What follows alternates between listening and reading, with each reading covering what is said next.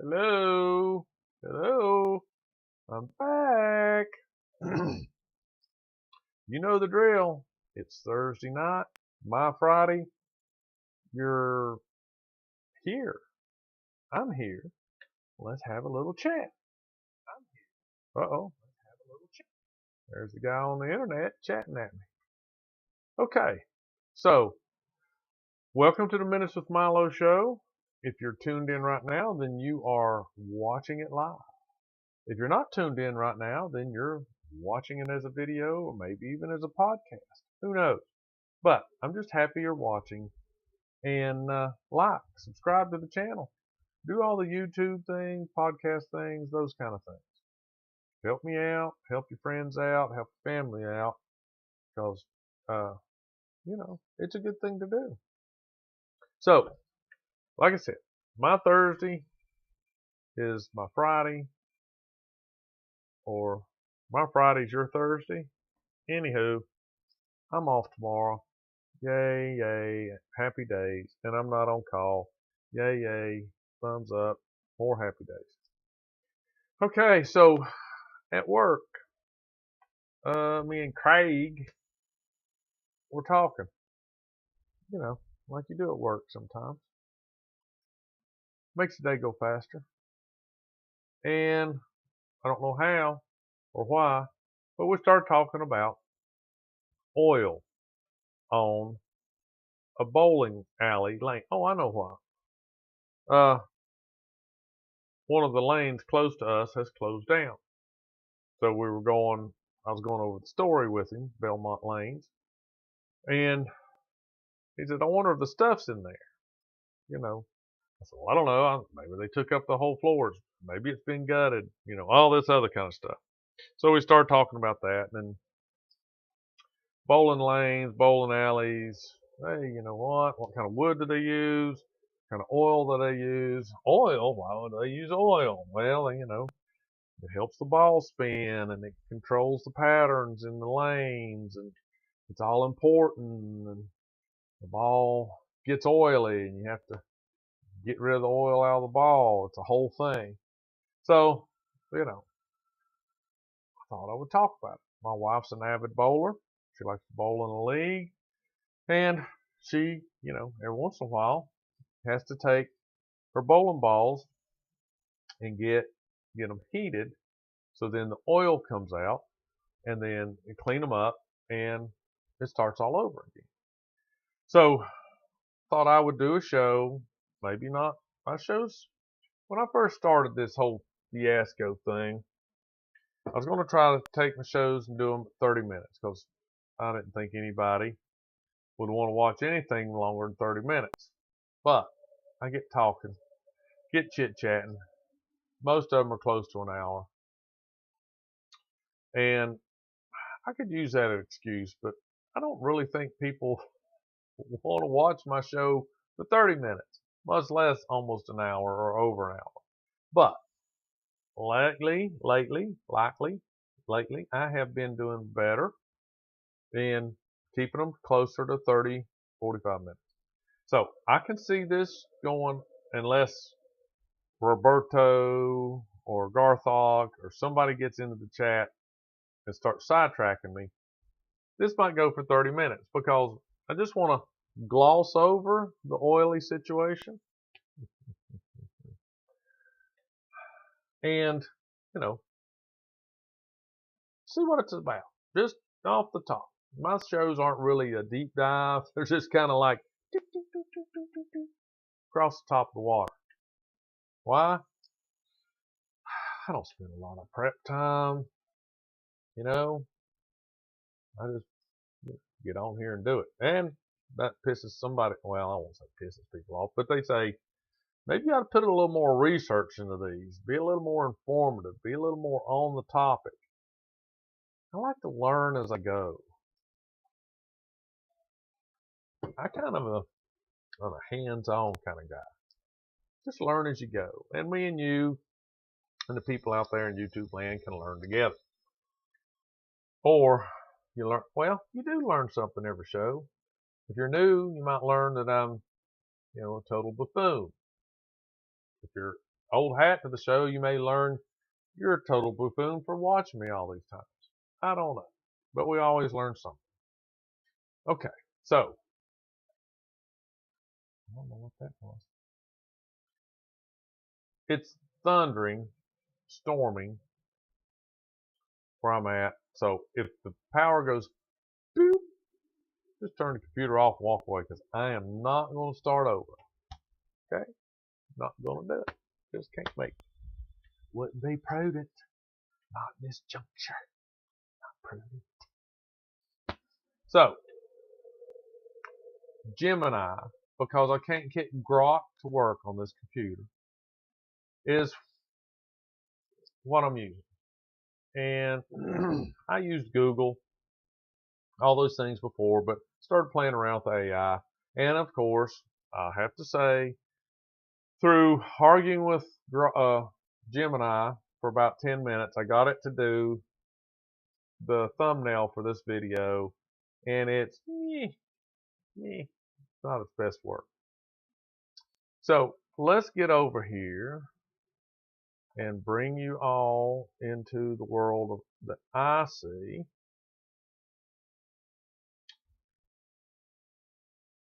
If I can, whoa, shrink me down. Downtown Brown. Ooh, get me off into the corner. There we go. All right. So, as always, I like to start out showing my progress with, in this case, Gemini, about what I wanted it to do. I wanted it to generate me an image because it can do that. I don't care what it says, it can. About a bowling ball sliding on an oil puddle. I just didn't know how to get that across in a picture of what the show was going to be about. Because I think the picture ought to be, there's Garthog.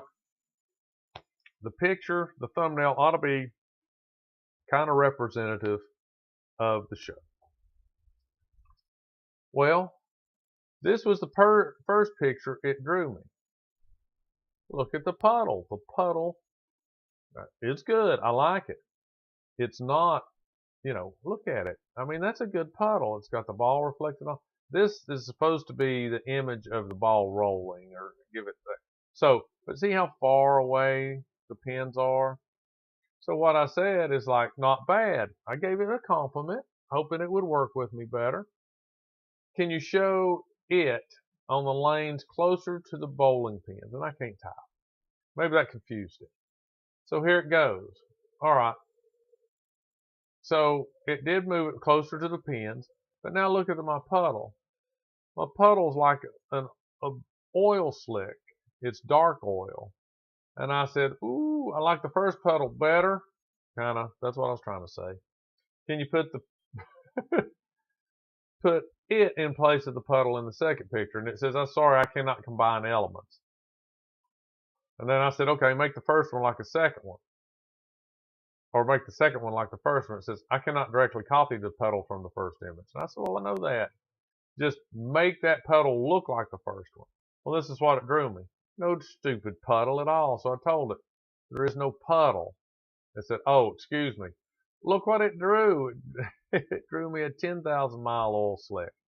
And they're not close to the pins. So I fussed at it again. And it gave me this. And I said, okay, I've got things to do. Well, let's just go with that. It says, I understand and I appreciate your patience. All right, so tell me about the bowling alley oil. So, bowling alleys are wood lanes made out of wood. Don't know what kind of wood. Maybe we'll talk about that. But they said it says the first purpose of oiling them was to protect them from the bowling balls. And it kind of makes sense because they put this oil on there and the ball slides or rolls on the oil, not directly on the wood, and therefore it probably, what am I doing? It protects, I'm trying to scoot this over, protects the wood underneath the oil from the ball, the friction of the ball. All right, so Purpose of oil. Original purpose for oiling the lane was to protect the wooden surface from the wear and tear caused by bowling balls. Now, if you're like me, I don't own a bowling ball. So if I go bowling, I take and get one of the house balls. And they're beat up. I mean, people drop them. They get thrown down the alley a billion times. So they're pretty rough on the wood, I'm sure. And if you've been bowling, you know you're supposed to wear special shoes so then you don't mark up and scar the lanes. And you're not supposed to get past the foul line. I know it's a whole thing, but don't get past the foul line in any shoe because it messes with the oil. The oil get on your shoe, it's slick, fall, break, done. Done. All right, so second point. Oil is the most important factor that influences how a bowling ball moves down the lane. I may argue that point. It allows the ball to skid and hook at different points, making the game more dynamic and strategic. All right, so how does that happen? There's a pattern to this, and I'll show you some of these in a minute. And I thought there'd be like 1,000. You know what I mean? I thought there'd be like a lot of oil here and a lot of oil there, some little on the outside and a bunch in the middle, and there'd be in a zigzag pattern going down the lanes. And I'm not a bowler, I don't know, you know. This is just in my mind. If I had a bowling alley, I might try to use like colored oil so you could see the pattern, you know, because I might make it zigzaggy, you know, or checkerboard. I don't know. I just do all kinds of stuff maybe. But that's not the way it works. Not the way it works. But there are patterns. There's not thousands of patterns. There might be, two. Two main patterns. Let's say 2 patterns and then screwed up patterns. Maybe 1,000 screwed up patterns, but there's 2 main. All right. So how does it make it skid or hook? We'll get to that. Without oil, a bowling ball would hook almost immediately. Not my ball, and I'll tell you why. Making it impossible to bowl a normal game. Not for me. I'll tell you why. The oil produces the necessary friction control for bowlers to get the ball to the pins. No, not my bowling ball, and I'll tell you why. My wife hates the way I bowl. Like, I don't know. My plan for bowling is I stand just shy of the center arrow. I'll run up there. I sling the ball as hard as I can throw it straight. I don't try to hook it. I don't try to roll it. I don't try to spin it. I'll roll that thing straight down the middle. I try to get it to go as straight as humanly possible and maybe hit to the right or left side of the head pin. And I just take what comes. And I suck at it. I can throw the ball. I get the lightest ball I can get that my fingers will fit into. If it's a kid's ball and the kid had fat fingers, I'm the guy. I'll throw it as hard as I can, many times as I can, straight down the middle. My score sucks. But I don't care what the oil pattern is. I don't hook it. I don't skid it. My ball will go down any lane, any oil pattern or no pattern, the same. I'm the professional bestest bowler there ever was, I think. I am consistent. Consistently bad. All right? So, with that in mind, if you bowl like I do, don't worry about what the pattern of the oil is. Just get out there and do you. Just do it. Don't worry about it. All right. What is lane oil and how is it applied? Okay, lane oil, also known as lane conditioner, is primarily mineral oil. Modern conditioners also contain special additives to control how slick it is and how long it lasts. So, now we're getting into a little mumbo-jumbo chemistry. Today, a specialized machine is used to oil the lanes. It works similar to an inkjet printer, moving across the lane No, I'll tell you this in a second. Moving across the lane to apply a precise pattern of oil. It also strips away old oil and dirt before applying a new layer, which is cool. I like that. But the machine itself doesn't move across the lane. The machine itself moves down the lane. And then I'm sure, like it compares it to an inkjet printer. There's probably a oiling head or heads that back and forth as this machine moves down the lane. So the machine doesn't wander back and forth from side to side.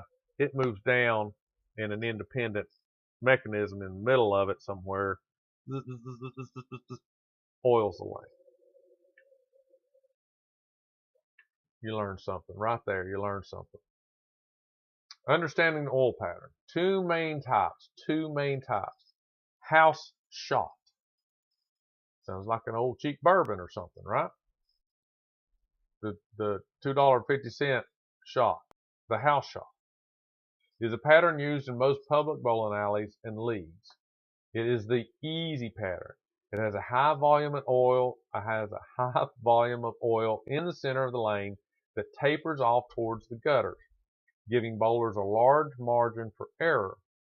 If they miss their mark a little to the right, the ball will hit the drier area and hook back to the pocket. So,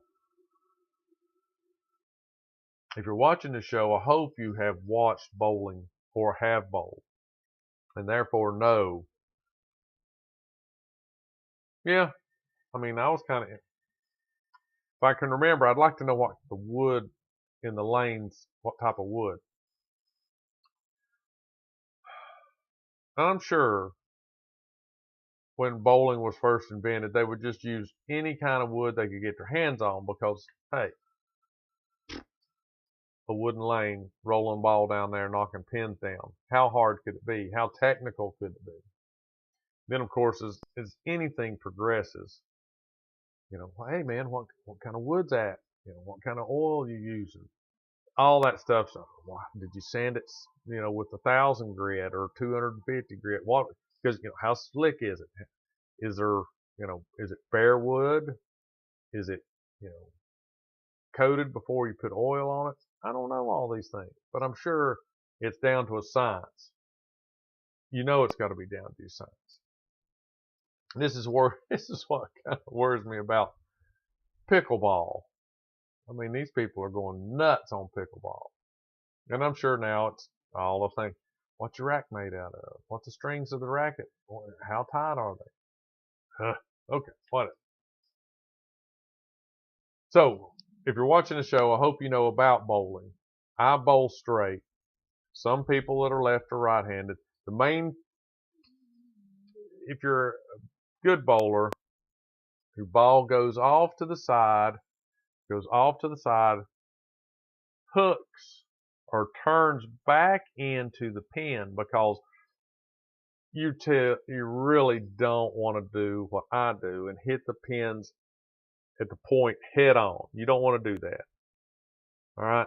You want to hook it into the side and split the head pin and the number 1 pin and the 2 pin or the 3 pin, whatever it is. You want to hit that pocket so then it blows them out from the inside sideways. If I hit it straight right on the head pin, then I try to blow that pin back through the middle, and it just doesn't work most of the time. So a hook, a curve ball is what everybody's shooting for. And doing that consistently is the most frustrating part, I think, about bowling, is because this is where you can see the oil comes into real play. Because like what they say, the house shot, it's a high volume of oil in the center. So I would roll it right down the center. That means that ball that I've got just puddles right down through the middle of it and never wavers. And it tapers off towards the gutters, giving bowlers a large margin of error. So in the hook pattern, it starts off center or left or right of center. And then the ball gets oily. It rolls out towards the side where it's not so oily anymore. Okay? And it's spinning. It's not rolling like mine. Mine rolls this way. A good bowler spins it. So it goes out. It's slick. It's going. It goes out. Uh-oh, not so slippery. It catches traction. It curves it back in, and it hits the pins. So bowling is kind of like car drifting. That's exactly what it's like. You start out, it's slick, you go to the side, it's spinning really fast, the slickness kind of goes away, it grabs some traction, and it goes around the curve, and the bowling ball hits the pocket. That's what you're trying to do. All right, so the sport shot is the second one, right here, the second pattern. These are used in professional and high-level competitive tournaments. They have a more even distribution of oil across the lane with a much lower ratio of oil from the center to the outside. This makes them significantly more difficult and requires bowlers to be very accurate with their shots. So, you can imagine now that as you get closer to the gutter, there's still a lot of oil out there compared to the house shot. So you don't get as much traction on your ball. The ball's still really slick out there, so it doesn't hook as much. That's in my mind. And therefore it makes it harder. You got to do a lot more control. You know, you don't want to sling it the same way you would in the house shot as you would the sport shot, because the ball is not going to behave at all like it on either of those patterns. So those are the two main patterns. And then, like I said, you have two main patterns. And then just imagine, you know, your machine that's just putting this down, or you're putting it down manually, like I'm sure some people do, a lot of people do, because I'm sure, we'll look at these machines. They're not cheap, I'm sure. And there might, you know, it's like, I oiled that thing last week. I'm not oiling it again. Maybe drying out. All right. Key characteristics of the oil pattern is length. How far down the lane is the oil applied? 38 to 42 feet. This determines where the ball will exit the oil and start to hook. Now, in my definition, I talked about it going from the middle out to the side where there's less oil and starting to hook. This is saying if you're only 38 feet or 42 feet down, then the ball gets out of the oil more significantly at those points and hooks harder. Total amount of oil on the lane, the high volume oil pattern will cause the ball to skid longer. And this is where you get oil in your ball, and that's the reason, you know, it carries a certain amount of oil with it to the lane. And that oil in your ball, on top of the oil the bowling alley's putting down, changes it. And then the more you bowl, the more oil potentially that your ball collects, and that's why you have to heat it. And if you want to, look it up. It's a whole thing. It's a whole thing of heating a bowling ball and getting oil to drain out. But then it's dry. And that's another problem. Another thing that you have to worry about is like, how dry is my bowling ball? I mean, you know, I just had it cooked, so there's little to no oil in it. How much oil do they put in it? The length. All right, and then the ratio. The ratio is the difference in oil volume between the center and the outside of the lane. A high ratio, like a house shot, means more miss room. I don't know what that is. Okay, so how can the patterns change? Breakdown. As the bowlers throw balls, they pick up oil from the lane, creating a track or track area where the oil has been worn away. This area provides more friction, causing a ball to hook earlier. Carry down. A ball can also pick up oil from the front of the lane and deposit it on the drier backing. They're smearing it. They're carrying it down the lane. This adds more oil to the end of the pattern, causing a ball to skid longer and hook less. And adapting to changes. Explain that experienced bowlers consistently adjust their target line or even their ball choice through a session to account for these changes in the oil pattern. All right, so it all makes sense. If you know oil, the ball is picking up oil, it's got to get it from where? It's getting it from the lane you're bowling on. So now that changes the amount of oil that's on the lane. And if it picks up oil, according to this, it can put down oil.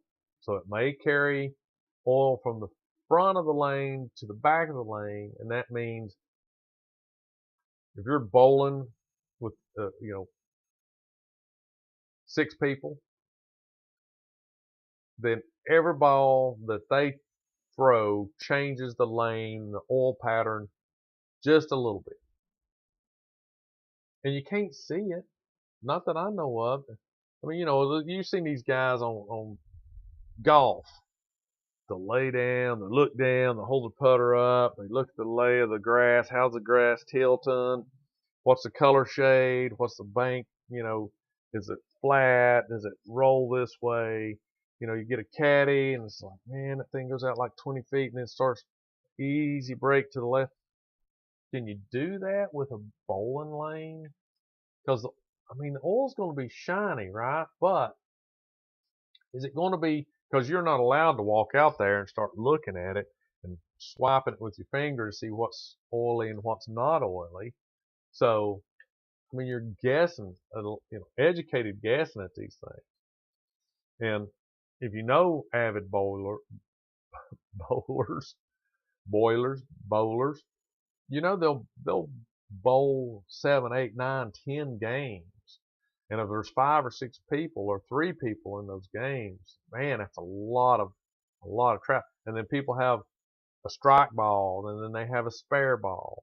So, balls going down, picking up, depositing oil everywhere. I bet it changes a lot. All right. So then I asked Gemini to show me pictures of the machine. All right. So here we go. These are pictures of the machine that they use to oil the lanes with. So, see what happens if I click that thing. This is old Flex Walker lane machine.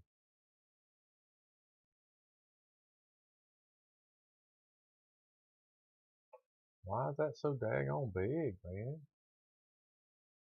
Don't say it. Don't say it. Shrink that down. There we go. Let's still go down another 10%.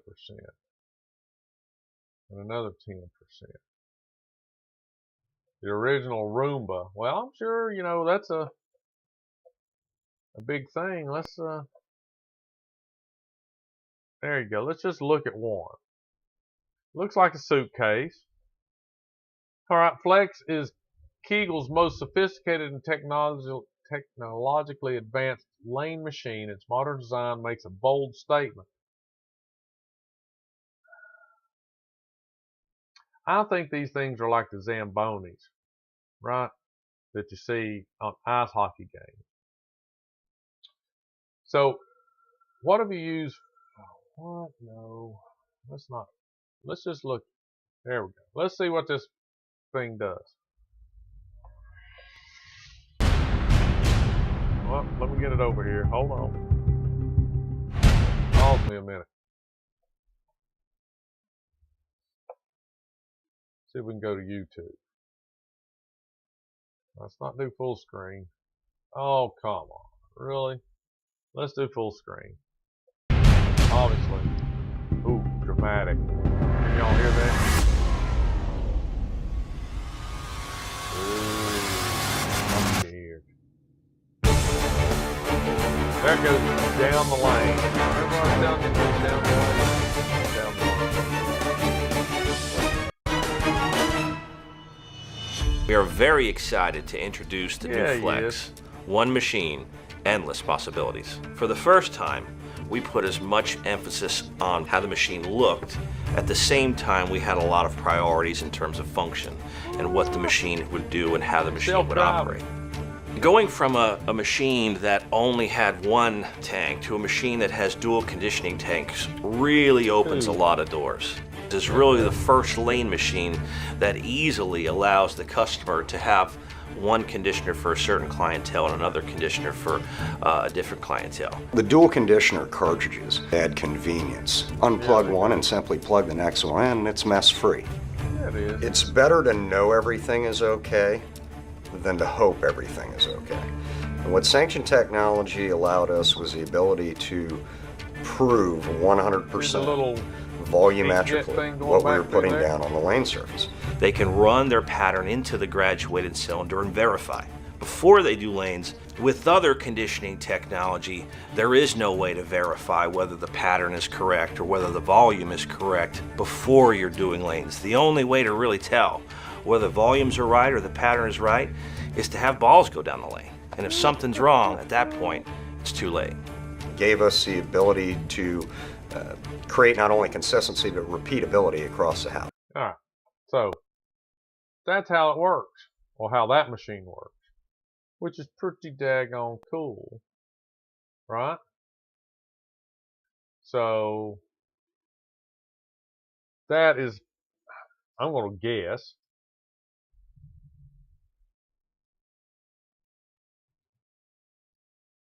okay, I don't know how much one of these things costs. Let's see if it gives us a price. It says it can save you up to $400. Upgrades, mixer systems, blah, blah, blah, blah, blah, blah, blah, blah. 24-hour support. No, it's not going to tell me. All right, so here's one that looks like they push. There's the flex. All right, so then I asked it to show me the patterns. So here is a picture of the sport pattern.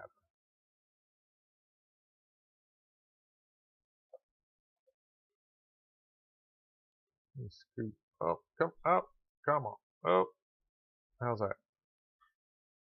Okay, so you don't get to see where the pins are placed, but you get the idea of the pattern. It's wide, heavy, narrow, lighter, narrow, almost none, none. So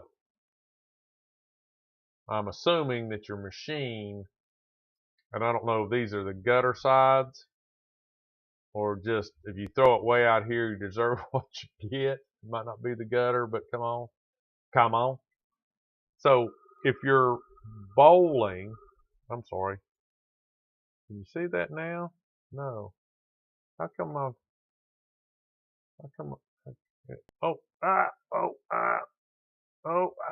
okay, here we go. I'm sorry. Let's go back because I was seeing myself on the screen. You couldn't see it. So wide and heavy, more narrow light, more narrow lighter, narrowest, and lightest, none. So if you're throwing like me, it goes wee clunk every time. I don't care. This part could be back here. I don't care. Wee plonk. That's just me. Now, if you're a bowler, it starts out like, let's just play, starts out here, maybe you step over here and you throw it, it starts out here and it goes, ooh, spin, spin, spin, spin, spin, whoa, dry hook, smash, like that, hook, smash. You know, so it goes down and it curves and comes back in that way. Mine just goes straight down through there. See how much better I am a bowler than I thought I was? All right, so then that's the sport. And that's what the professional people bowl on. Down here is the house shot. Okay, straight down the lane, buddy. Straight down the lane. A little bit, you know, it's all the way down, a little bit on the sides. So if you're hooking that thing that way, you know, it's all, to me, it doesn't make any difference. I'm straight down the house, straight down. And then here's again the sport pattern. So you can see where that makes a pretty big difference in how the ball would spin, then dry off, and then the hook could come around. And like I said, I don't think you can see it. If I could do, I'd like purple. Put some purple oil on there so you can see like heavy purple, light purple. I don't know. Could you? Maybe. Probably not. All right, so here is, braking zones. I want to see the picture. Here's a picture of this braking zone. Oh my goodness. All right, so 37 feet, 40, 43 feet. Braking zone. So this, I guess, let's go up to the top. This article is written by Ron Clifton for Bowling This Month magazine and may not be copied or reproduced without written consent for Bowling This Month. All right, so I'm not copying this, and I'm not reproducing it. This is the original, so don't fuss at me. I'm just showing it to my 4 people that might be watching this video. Just be happy that somebody's looking at this, okay? Don't be all about yourself, how important you are. Just say, I'm glad somebody's looking at that. So they say oil pattern 38 feet or less. The sweet spot or the sweet board in zone 1 is the 1 board. We don't usually have to actually hit the 1 board, just come close. Now, this is a lot of theory. A lot of theory. Alright. Target lane moves. The head's dry. See, this is showing you the hook goes and comes around that way. Doesn't really show me the oil pattern, but you get the idea. If this was your ball and you were doing the sport or the house shot and this was your ball hooking, how it would get out of the center and get into the light. Well, I don't know, maybe you weren't Garthok at the first of the show. The original purpose, or one of the main purposes of oil, is to protect the wood. So they apply it to the wood to help protect the wood from the ball.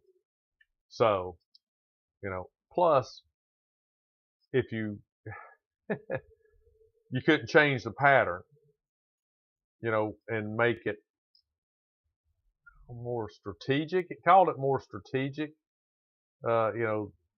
Changing the pattern around, making it do this, making it do that, and then everybody's, supposedly, I guess you could assume,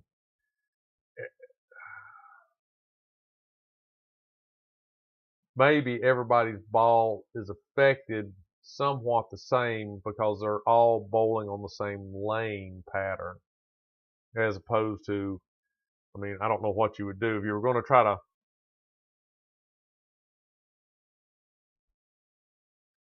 well, in this case, you're oiling the race because the bearings change, right? So it's not like the bowling ball and the lane are mated together. People are bringing in different bowling balls and therefore bearings and putting it in, the race and using it. So, you could bring a dry bearing, and if the race is greased, then, you don't have to worry about bringing grease. It's already there.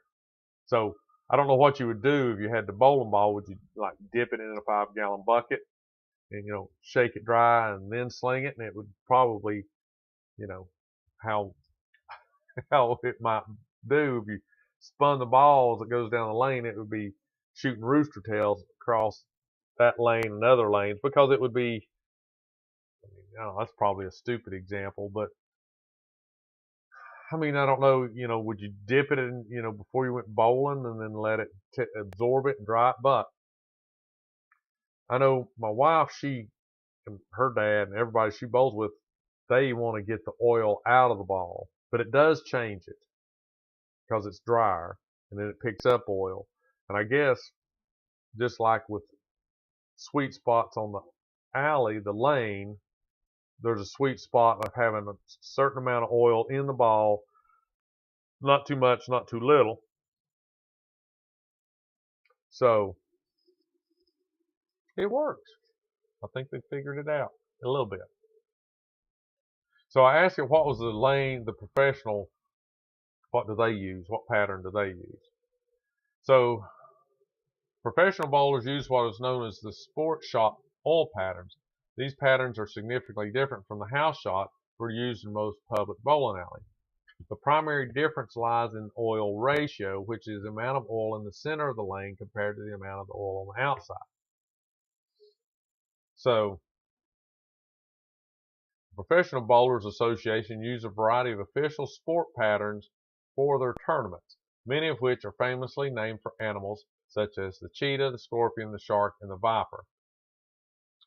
So even though it's the same basic pattern as a sport, I assume the PBA allows a certain amount of ratio between cheetah, scorpion, and shark, right? The only way I could figure it, if you're trying to throw or make the same pattern, you use more or less oil in certain sections, and that's what you can call the cheetah. You can't beat them, cheetah. But you know, of course, there are a million balls thrown, but only one lane, right? I have to protect the lane.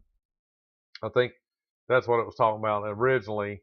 It's like, how can we keep the bowling ball from beating the crap out of the lane? Well, let's just, I don't guess they would wax it.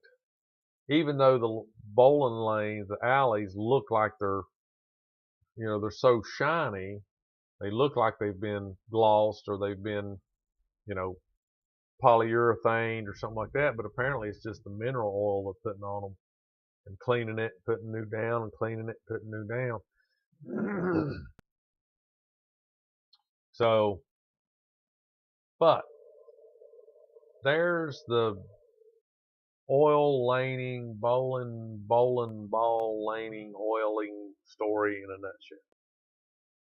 What I could even, just, I can imagine that, if you're a professional bowler, it seems like you're going to have, when you go to a tournament, I wonder if they would provide you with, if you asked, hey, I want to know the pattern you're using. I want to know the manufacturer of the oil. I want to know what kind of additive packages are in it. What kind of machinery you're using to place it.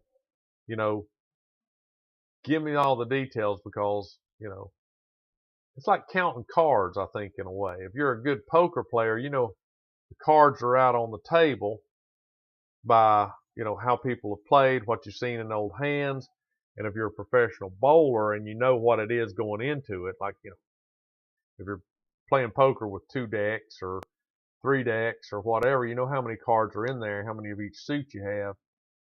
If you're a professional bowler and you know they're using the cheetah and they're using the Garthok brand of oil and they've got, 3 ounces of additive in it, blah, blah, blah, whatever it might be, you would think you'd say, well, okay, if they do that between every game, or if they do that between every set, or whatever it might be, then, this guy's throwing an average of, 7,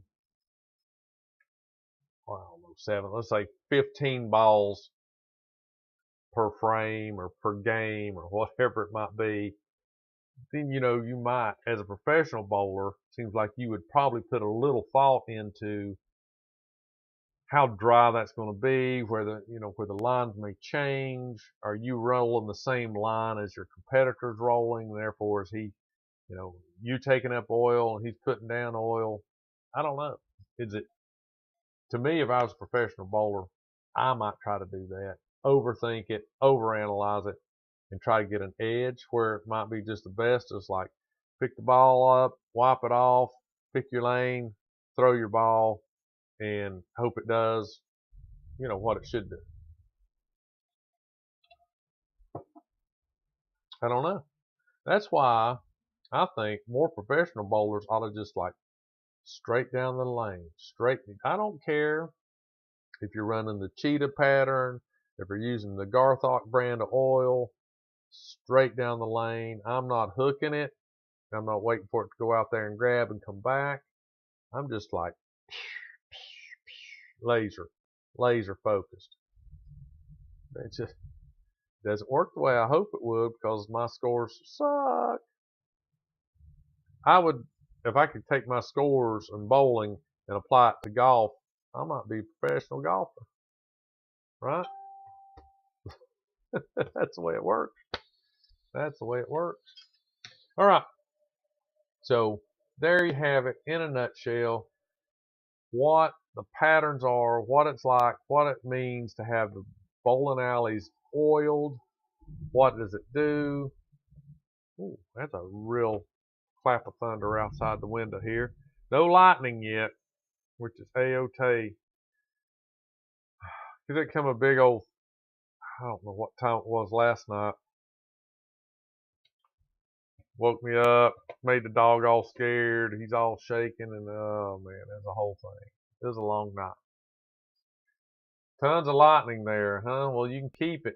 Just hold on to it down there, all right?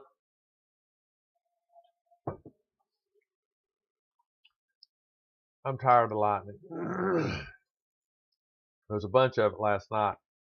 I should have closed the curtains, but I was just too tired to get up. Close the curtains because it's the flash of light that scares, I think, that one dog a bunch. Because, you know, he's awake and he's panting and he's all frantic. And then, you know, boom, the room lights up just for a split second. And he's like, oh, God, it's coming to get me. It freaks him out. All right. So there you have it, people. If you're not into bowling, I understand. If you're into bowling, kind of understand. It's, you know, kind of a competitive sport. It's a very competitive sport. I won't gloss over it. You know, fix my mustache there a little bit. Got a couple out of place. So, if you made it this far in the video or the live, like Garthok, you're a trooper. And if you do this like he does it, you'll get my top fan award.